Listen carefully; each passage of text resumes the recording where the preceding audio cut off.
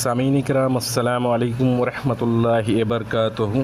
اب جو ہم بیان کر رہے ہیں مدینہ کے کچھ لوگ جو مینا کے اندر گھاٹی میں بیٹھے ہوئے تھے، جو پہلے لوگ مسلمان ہوئے آپ صلی اللہ علیہ وسلم کے کہنے پہ، اس کا نام ہے بیعت عقبہ، پہلی بیعت عقبہ۔ ہم بتا چکے ہیں کہ نبوت کے 11ویں سال موسم حج میں یثرب کے 6 آدمی نے اسلام قبول کر لیا تھا اور رسول اللہ صلی اللہ علیہ وسلم سے وعدہ کیا تھا کہ اپنی قوم میں جا کر آپ صلی اللہ علیہ وسلم کی رسالت کی تبلیغ کریں گے۔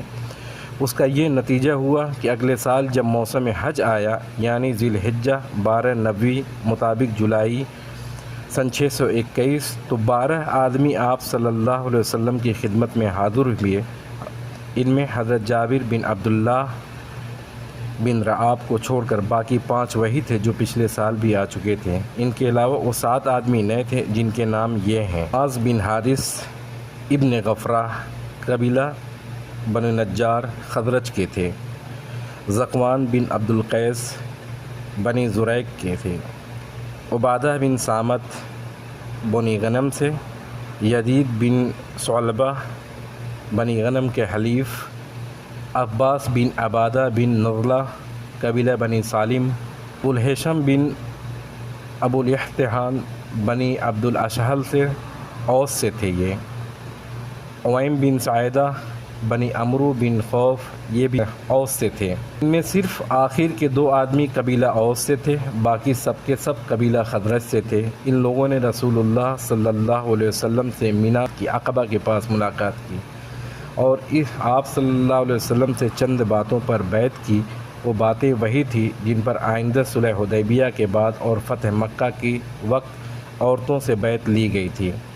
عقبہ کی اس بیعت کی تفصیل صحیح بخاری میں حضرت عبادہ بن صامت رضی اللہ تعالیٰ عنہ سے مروی ہے۔ وہ بیان کرتے ہیں کہ رسول اللہ صلی اللہ علیہ وسلم نے فرمایا: آؤ مجھ سے اس بات پر بیعت کرو کہ اللہ کے ساتھ کسی چیز کو شریک نہ کرو گے، چوری نہ کرو گے، زنا نہ کرو گے، اپنی اولاد کو قتل نہ کرو گے، اپنے ہاتھ پاؤں کے درمیان سے گڑھ کر کوئی بہتان نہ لاؤ گے، کسی بھی بھلی بات میں میری نافرمانی نہ کرو گے۔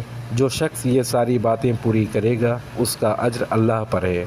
جو شخص ان میں سے کسی چیز کا ارتکاب کر بیٹھے گا پھر اسے دنیا ہی میں اس کی سزا دی جائے گی تو یہ اس کے لیے کفارہ ہوگی۔ جو شخص ان میں سے کسی چیز کا ارتکاب کر بیٹھے گا پھر اللہ سے اس پر پردہ ڈال دے گا تو اس کا معاملہ اللہ کے حوالے ہے، چاہے گا تو سزا دے گا، چاہے گا تو معاف کر دے گا۔ حضرت عبادہ رضی اللہ تعالیٰ فرماتے ہیں کہ ہم نے اس پر آپ صلی اللہ علیہ وسلم سے بیعت کی۔ عقبہ پہاڑ کی گھاٹی یعنی تنگ پہاڑی گزرگاہ کو کہتے ہیں۔ مکہ سے مینا آتے جاتے ہوئے مینا کے مغربی کنارے پر ایک تنگ پہاڑی راستے سے گزرنا پڑتا تھا۔ یہی گزرگاہ عقبہ کے نام سے مشہور ہے۔ ذی الحجہ کی 10ویں تاریخ کو جس ایک جمرہ کو کنکری ماری جاتی ہے وہ اسی گزرگاہ کے سرے پر واقع ہے، اس لیے اسے جمرہ عقبہ کہتے ہیں۔ یہ اس جمرہ کا دوسرا نام جمرہ کبریٰ ہے۔ باقی 2 جمرہ اس سے مشرق میں تھوڑے فاصلے پر واقع ہیں۔ چونکہ مینا کا پورا میدان جہاں حجاج قیام کرتے ہیں ان تینوں جمرات کے مشرق میں ہے، اس لیے ساری چہل پہل ادھر ہی رہتی تھی۔